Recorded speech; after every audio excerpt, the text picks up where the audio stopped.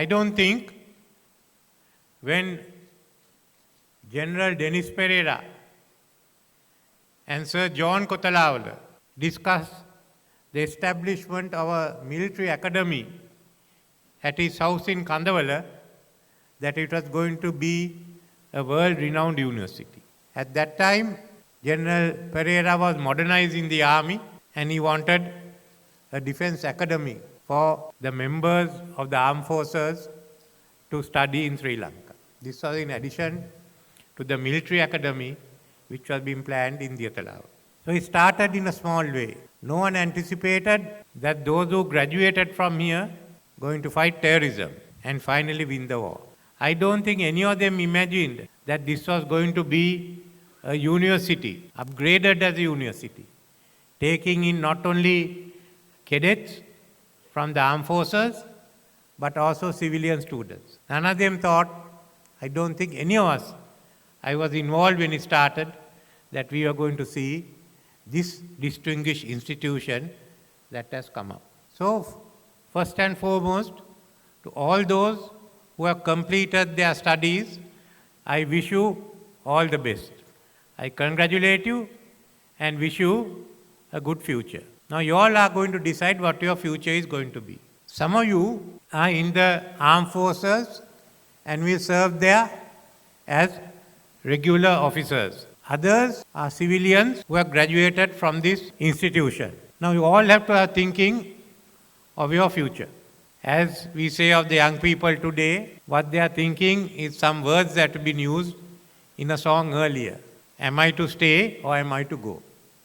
That is what is there for everyone to think. I don't blame them for looking out. The experience you have had in the last 2 years is shattering. We in Sri Lanka have never gone through that experience. We come very close to it, but never gone through it.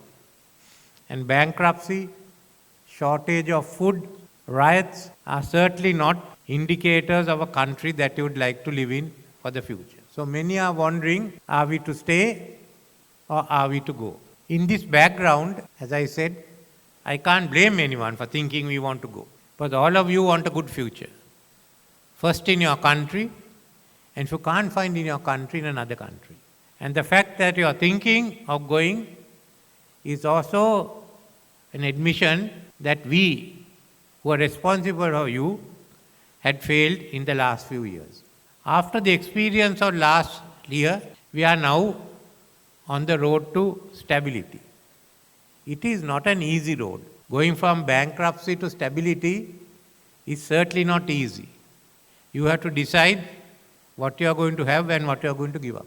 You have to come again decide that you are solvent enough, decided not only by you, by your creditors. So we are going through that period. How do we increase our revenue? At the same time, how do we reduce inflation? Those are really two difficult objectives to do at the same time. So there are times when the economy looks good and your pockets are all right, and other times when things become difficult. We have to go through this period. We have to go through this uncertain phase. But as we go along, we are reducing inflation down to a single digit. We are increasing the performance of the economy, that we hope by end of this year, we will no longer be in deficit. As the economy goes, as GDP goes, for the first time, we will break even. So 2024 will be the year we will restart growth. Till that, it's going to be difficult. As you restart growth also, life is not going to be easy. But it means we are now on the road to recovery. But it is very clear that we can't go back to what we were. Neither economically, neither socially, nor politically. Economically, I think we have lost every race. When I was born, we were second to Japan. When I became a minister, Korea was ahead of us. And now, when I was a Minister of Industries, the Minister of Industries from Vietnam came and asked me how to get foreign investment. Now, I'll have to go and ask him how to get foreign investment. So we have allowed everyone to overtake us. Other than Afghanistan, because they have blown themselves up, they can't do it. Other than that, even Cambodia. So we have to modernize. Even we have to drag the country, it has to be modernized. And we have to change our thinking. First, it's like a battle. Only the fittest is going to survive. No one else. So what is our economy? Like a good army, it has to be lean and it has to be mean. So it has to be very, very highly competitive. Now if you look around us, there are a large number of countries with large population and people whose education level may be lower than ours. So they are the countries that can cater to the low-wage employment. I don't think we can stay in that stage anymore. We can't have subsistence agriculture, where you grow a little bit more than what you need, and the government has to support you. We can't have the industries which are not efficient. We have to then think, if we are not going in, if we are not competitive as low-wage employment, where are we going?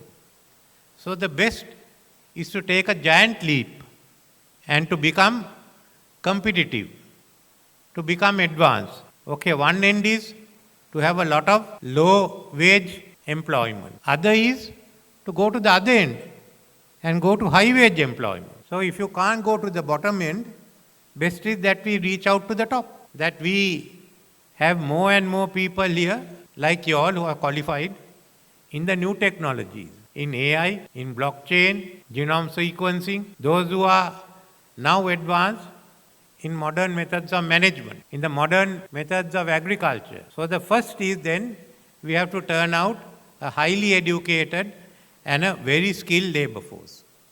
If we do that, we can go ahead.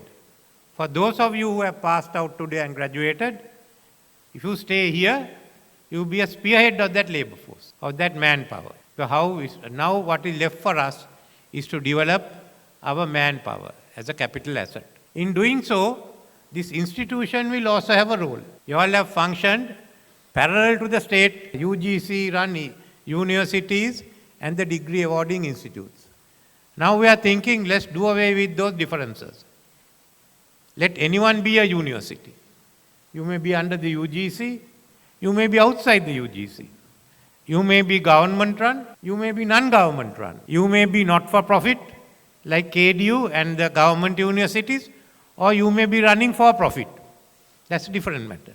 What we want is more and more graduates coming out of this country who have all the top technology, all the knowledge that we need. So we are now talking of establishing a few more universities, civilian ones, on the KDU model, on the same.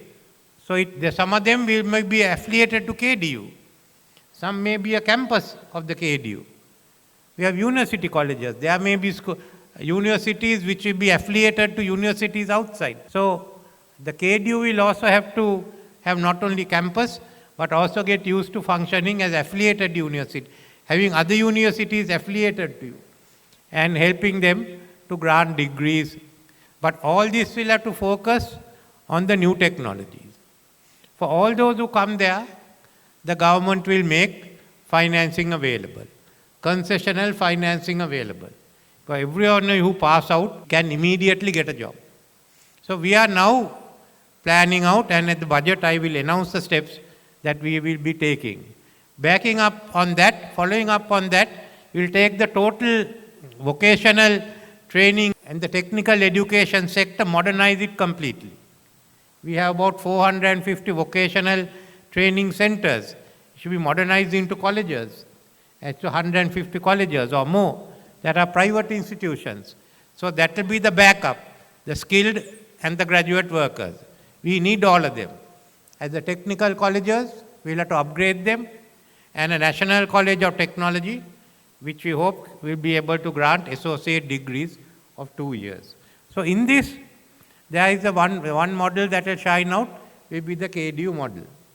So I don't think any of us imagined 2 years ago or 3 years ago, when people are getting onto the road against the KDU, today that will be the model for the newer universities to start. So you will have to work with that sector, but what we want to do is look at the future. Look at what the country will be, what we need in the next 5 years, and go for it. Don't again be thinking or arguing. You know what we have gone through. You know how to get out of it. It's like a battle. You have stopped retreating. You can now turn around. But you must find your own strategy how to advance. Otherwise, you may stop retreating, but you stay there. So this is the future we have. So for all of you who have graduated from here and who are leaving the university today, you have to think, where am I going to stand? Am I going to be in Sri Lanka, be a part of the challenge, or am I going outside? Now what will I do if I go to United Kingdom? What if the economy there is worse than ours in 5 years' time? A lot of people are saying the UK economy is not doing well. Some people say that China's economy is not doing well. Some people say the European economy is stagnating and the Ukraine war will take a toll of it. So what we are 5 years in time to come, we can't say, because all the developed economies are also having problems. So similarly, when you decide to stay here, remember you are taking a challenge which you can win, but it's finally up for you to decide. We've gone through a very bad period. We have to ensure that we don't go through it again. That you all who are now here will take over the responsibility of building this country anew and as a much better place than we could do. So that's all that I could tell you all. But whether you are going to be in Sri Lanka or abroad, I wish you all the best. Thank you.